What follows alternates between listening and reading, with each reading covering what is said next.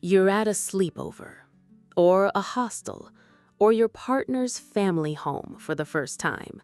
The bed is comfortable, the room is dark, the house is quiet, and you lie there, wide awake for hours. Your brain insists something is wrong. Nothing is wrong. You're just not home. You tell yourself to relax. That doesn't work. You count your breaths. That doesn't work either. Some part of you, some old and stubborn part, refuses to let go. Why does sleeping somewhere new feel so different from sleeping in your own bed? For a long time, scientists assumed this was just psychological: nerves, unfamiliar smells, a mattress that's too soft or too firm.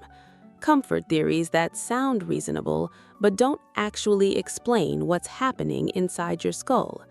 Then, in 2016, a team at Brown University put people into a sleep lab for 2 nights in a row and scanned their brains while they slept.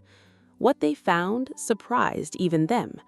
On the first night, in an unfamiliar place, one half of the brain stayed measurably more alert than the other. Not fully awake, not fully asleep either. The left hemisphere, in most people, showed lighter sleep patterns and reacted faster to outside sounds than the right hemisphere did. By the second night, that asymmetry disappeared. Both halves of the brain settled into deep sleep together, the way they do at home. Researchers gave this effect a name: the first night effect. Half your brain, quite literally, stands guard. This isn't a flaw, it's not anxiety, and it's not bad sleep hygiene. It's a setting, a very old one. To understand why, you have to leave the hotel room and the guest bedroom behind completely. Go back, past cities, past agriculture, past almost anything you'd recognize as human civilization. Go back to a time when sleep wasn't safe by default. For most of human history, falling fully unconscious in a brand new location was a serious gamble. A predator could be nearby. A rival group could be close. The terrain itself could hide danger you hadn't mapped yet. Sleeping at home, in a space you knew, in a group you trusted, was a different story. You knew the exits, you knew the sounds that belonged there and the sounds that didn't. Your brain had already done the work of mapping safety. A new environment hadn't earned that trust yet. So, evolution built in a workaround. Instead of either staying fully awake, which would leave you exhausted, or sleeping fully unguarded, which could leave you vulnerable, your brain found a middle path. Let most of itself rest, keep a small portion on watch. This isn't unique to humans either.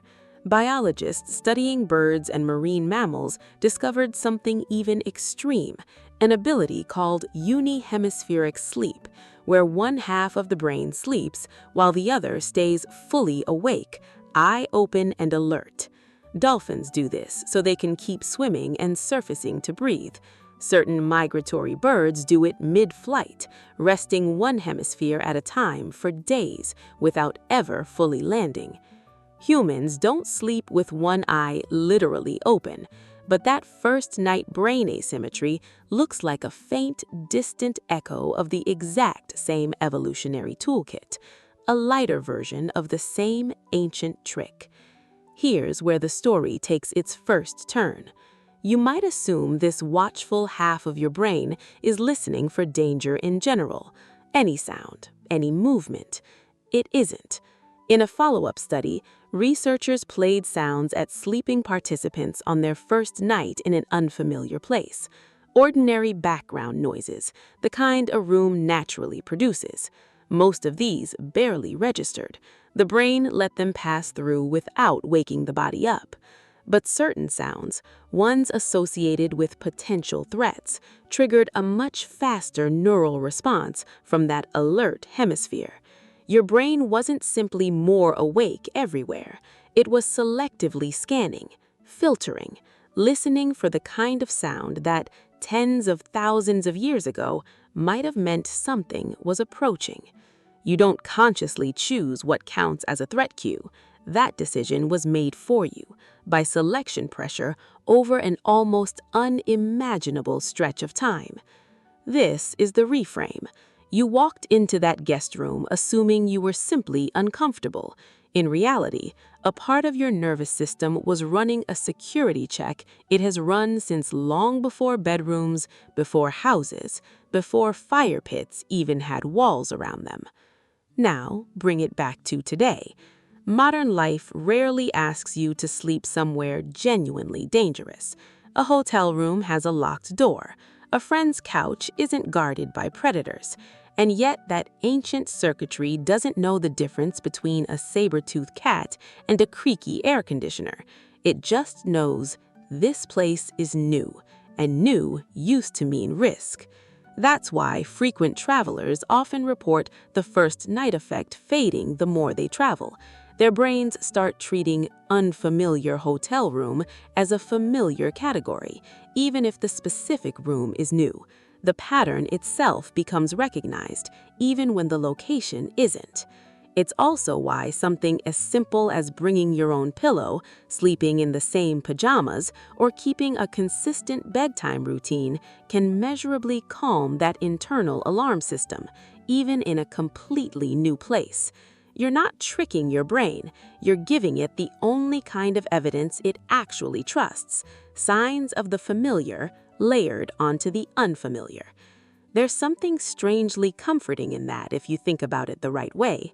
That restless first night isn't your body malfunctioning, it's not a personal failure to relax, and it's not something broken in you specifically. It's a system that has worked reliably for longer than language has existed. A system built by every ancestor who survived long enough to pass it on. Tonight, when you're somewhere new and sleep refuses to come easily, you'll know what's actually happening.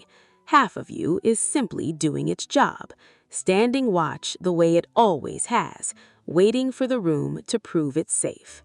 And once it does, you'll sleep just fine.